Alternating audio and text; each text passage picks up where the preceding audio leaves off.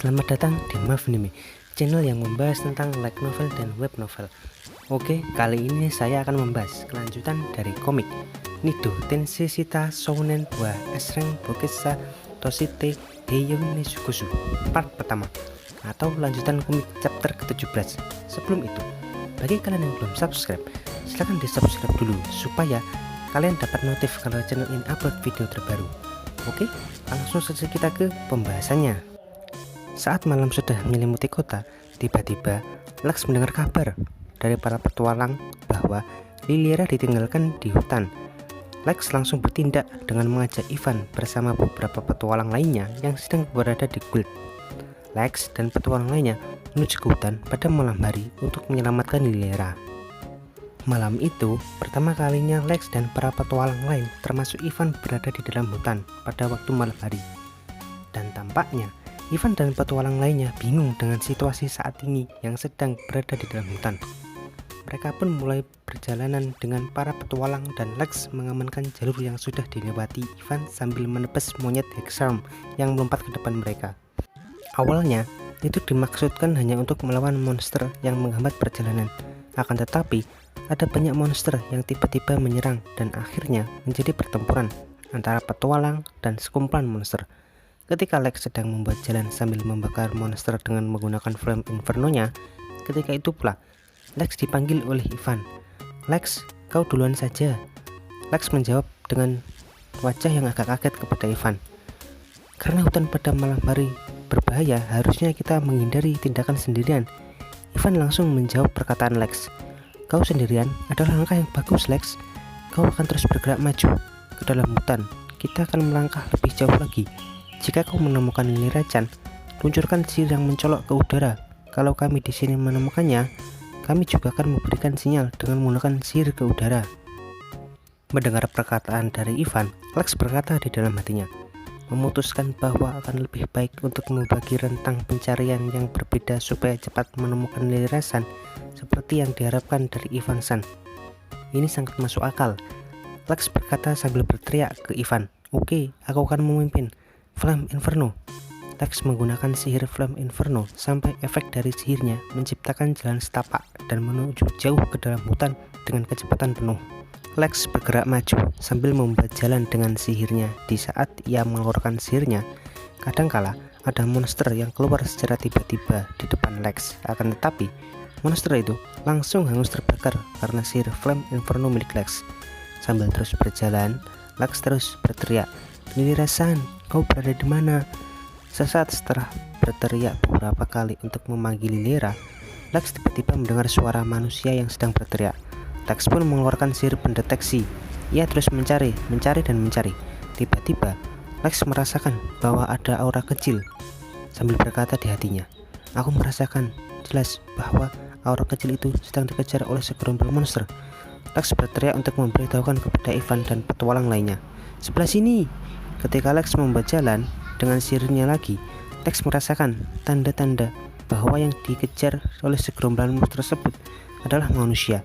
Ketika Lex menemukan posisi manusia itu, Lex berlari melalui hutan sambil berakselerasi seperti anak panah dengan sihir penguat fisik. Dari kejauhan, Lex bisa melihat sosok serigala memiliki pisau di tubuhnya. Ternyata itu adalah Blood Wolf. Para serigala itu menyadari keberadaan dari Lex dan siap untuk menyerangnya. Mengetahui hal itu, Lex segera melompat menggapai Blood Wolf dan mencoba melewati Blood Wolf dengan lompatan yang tinggi. Di saat Lex melompat, ia melihat sosok Liliera yang sedang dikejar oleh Blood Wolf. Ketika itu pula, Lex langsung mengeluarkan sihir yang diarahkan ke atas untuk memberitahu Ivan dan para petualang lainnya dan untuk menarik perhatian segerombolan Blood Wolf. Para Blood Wolf terpancing oleh sihir yang berada di langit. Segerombolan Blood Wolf langsung mencari di mana sumber yang mengeluarkan sihir itu.